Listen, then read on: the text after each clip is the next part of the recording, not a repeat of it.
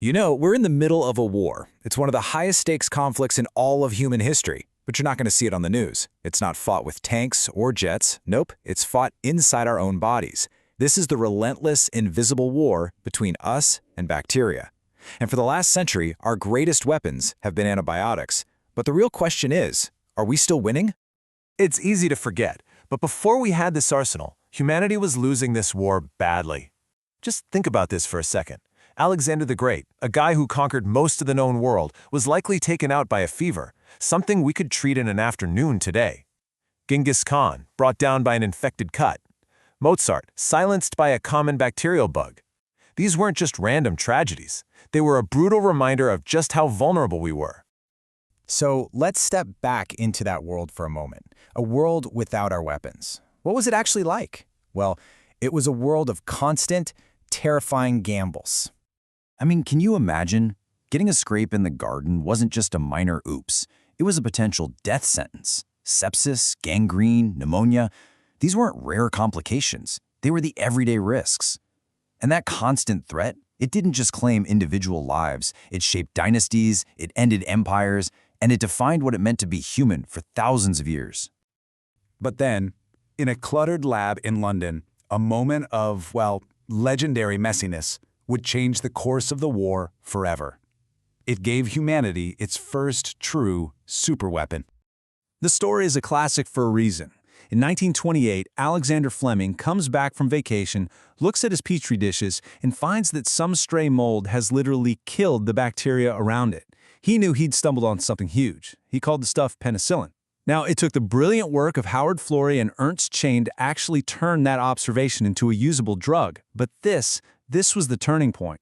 For the very first time, we had harnessed a weapon from an arms race that microbes had already been waging against each other for billions of years.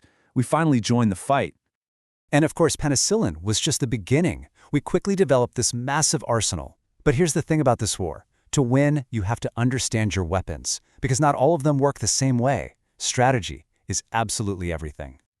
So, how do we even measure a weapon's power? Well, we use this key metric called the MIC, which stands for minimum inhibitory concentration. The easiest way to think about it is this. It's the smallest possible dose you need to stop the enemy in its tracks. The lower the MIC, the more powerful the weapon. It's the first thing you need to know when you're planning an attack. And that MIC value leads us to our two main combat philosophies. On one hand, you've got the sustained siege. This is all about keeping the drug level just above that critical MIC for as long as possible, a slow, grinding attack. On the other hand, you've got shock and awe. Forget subtlety. This is about hitting the bacteria with overwhelming force, getting that drug concentration as high as you possibly can. Two very different strategies for very different situations. All right, let's meet our first squad of weapons, the beta-lactams. We call them the wall breakers. Their entire job is to attack the bacterial cell wall until it literally pops. First, you've got the penicillins, the original game changer. Then we came up with the cephalosporins, kind of like the next-gen upgrade, better at getting around bacterial defenses. For the really tough fights, we bring out the carbapenems. These are our nuclear weapons, just incredibly broad and powerful. And then you have the monobactams, our specialists, designed to target very specific enemies like gram-negative bacteria. Okay, so what if breaking down the walls isn't the plan? Well, then we turn to industrial sabotage. These weapons sneak inside the bacteria and shut down their protein factories. Aminoglycosides, for instance, they force the factory to make faulty parts, so the cell basically falls apart from the inside. Tetracyclines and macrolides, they just grind the whole assembly line to a halt. Then you have the oxazolidinones, a newer weapon. They prevent the factory from even starting up in the first place, which makes them absolutely critical against some of those nasty multi-drug-resistant superbugs. And for the most fortified targets, we have to deploy our special ops. The glycopeptides, like vancomycin, are basically our battering rams. They physically get in the way of wall construction, which is perfect against super-fortified enemies like the infamous MRSA. And then, you've got the fluoroquinolones. We call them the DNA scramblers. They go straight for the enemy's command center, shredding its DNA so it can't replicate or repair itself. It is a brutal and totally different line of attack. But here's the absolute heart of the issue. For every single weapon we have ever forged, the enemy has engineered a countermeasure. Bacteria are masters of adaptation. And this is where the arms race really begins. Okay, let's watch this play out. Here's our move. We deploy penicillin, our original wall breaker, designed to shatter their defenses. And their response? Almost immediate. They develop an enzyme called beta-lactamase. Now, this isn't a thicker wall. It's a dedicated molecular shield designed for one purpose and one purpose only, to destroy our weapon.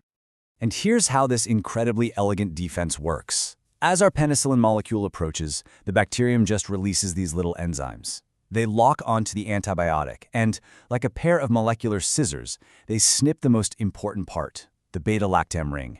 The weapon is completely disarmed before it ever even reaches the wall. It's brilliant. So what do? We escalate. Our wall breakers start to fail, so we bring in the heavy artillery, vancomycin, the battering ram. And the bacteria's counter? It's genius. They don't try to stop the battering ram. No, they just rebuild their wall with different bricks, making our weapon totally useless. Okay, you have to appreciate this. Vancomycin is designed to lock onto one very specific building block in the cell wall, this D-ala piece. So resistant bacteria pick up new genes that just change the building instructions. They tell their workers to use D-ala-D-lac instead. It is a tiny, tiny change to the molecular brick, but it reduces vancomycin's ability to grab on by 1,000 times. 1,000! Our battering ram just glances right off the new wall. And these are just 2 plays from a huge and sophisticated playbook. Bacteria can churn out enzymes to dismantle our drugs. They can install little pumps to literally spit our antibiotics back out. They can change the very targets we're aiming for, or they can just lock the gates and not let our drugs in at all. And the scariest part? They can share these defensive blueprints with each other, passing resistance around like a cheat sheet. They are fighting us on every front imaginable. Which brings us to right now, to the battlefield of today. This isn't a war with a clear finish line. It's a continuous, dynamic, never-ending struggle for survival. And that brings us back to the biggest question of all. After nearly a century of this back and forth, who is actually winning this war? Well, the hard answer is no one. It truly is a biological arms race. Every time we innovate, they adapt. Neither side permanently triumphs. We forge a new sword, and they immediately start designing a stronger shield. It's a cycle where neither of us can land that final decisive blow. And that leaves us right here, looking at the chessboard. In this evolutionary game, victory isn't about finding one single checkmate. It's about always staying one strategic move ahead. The enemy is constantly adapting, constantly evolving. Our ability to innovate isn't just important, it's everything. The board is set, it's our move.